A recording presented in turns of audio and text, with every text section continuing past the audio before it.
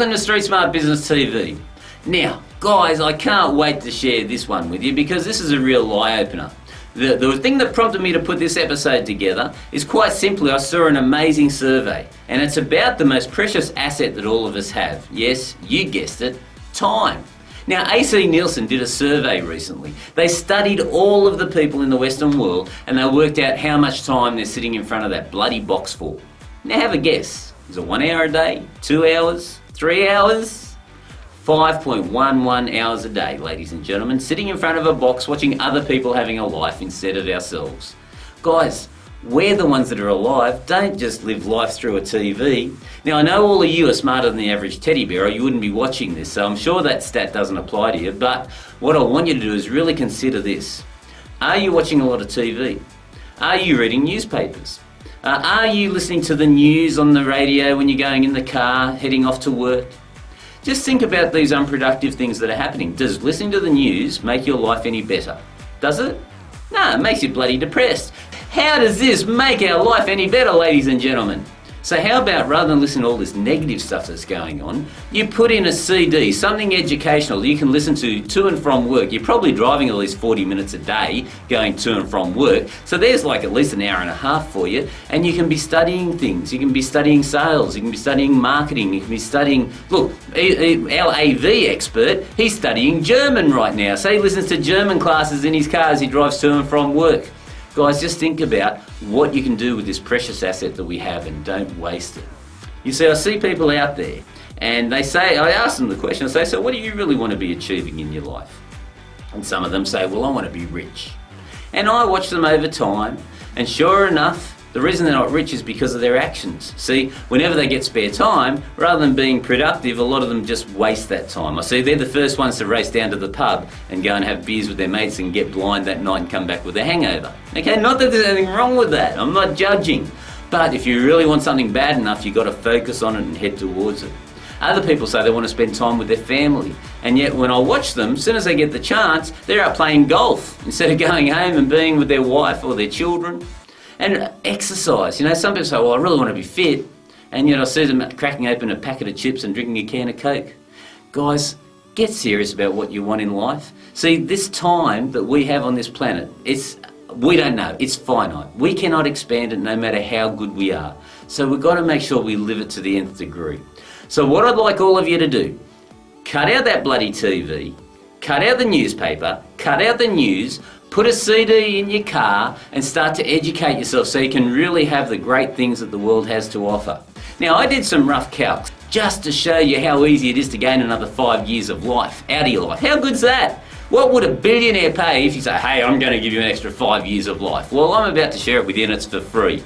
So, if you wake up just 2 hours earlier, you cut out TV, newspaper, all that low productive time. So that finds you 4 hours a day. Okay, just cutting out the newspaper, the radio and the TV, that'll be an extra 2. So 2 hours waking up early and 2 hours of cutting out some useless time, that's 4 hours a day. 4 hours a day over a week is 28 hours. Okay, 28 hours over a year is 1,456 hours. Okay, if you look over 30 years, because most of you have probably got at least 30 years up your sleeve, that's 43,680 hours, ladies and gentlemen. Or, put it another way, 5 years of extra life just by waking up 2 hours early. So you work it out, guys. How serious are you about getting what you want? If you had that extra time, if you had that extra 28 hours a week, seriously, what could you do with it? I want you to make the most of your life. Remember, it's the only one we know we got. So until next time, take care of yourself.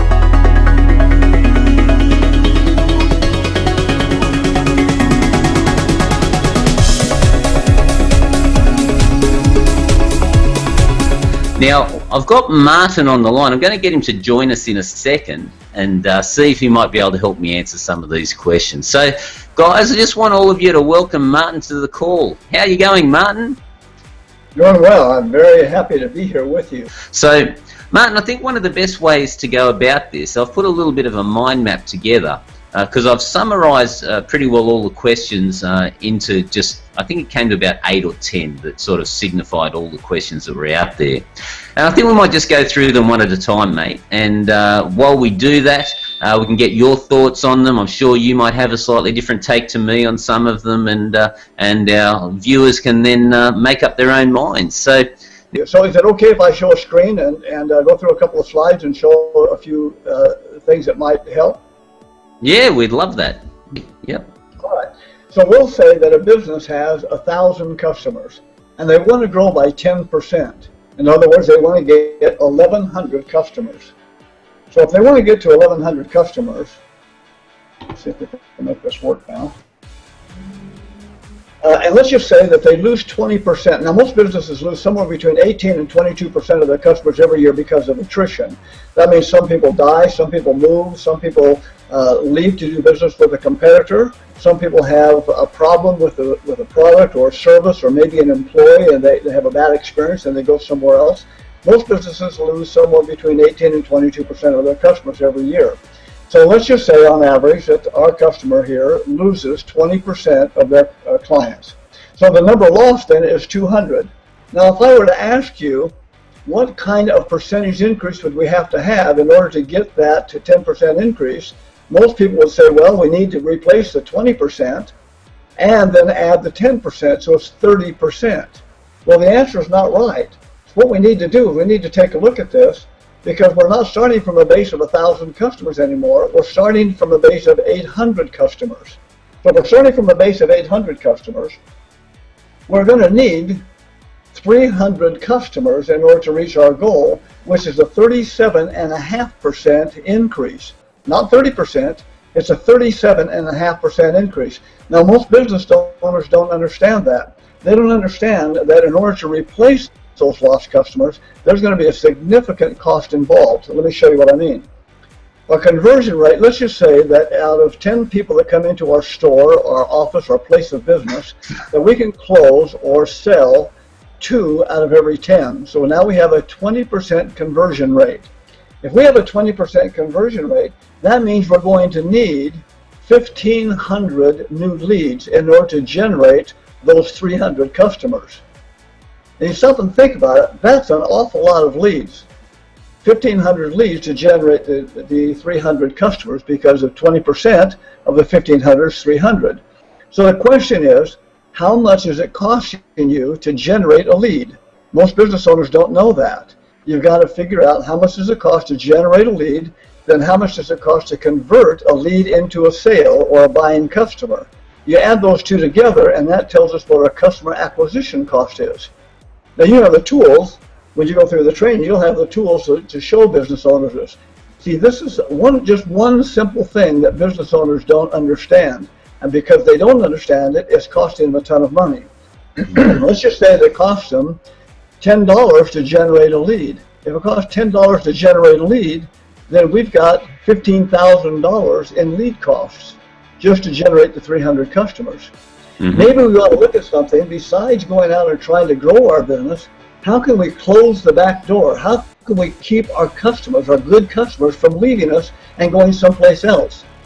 You see, for $15,000 to generate that many leads, how many letters, how many emails, how many phone calls could you make to those 200 customers that are leaving?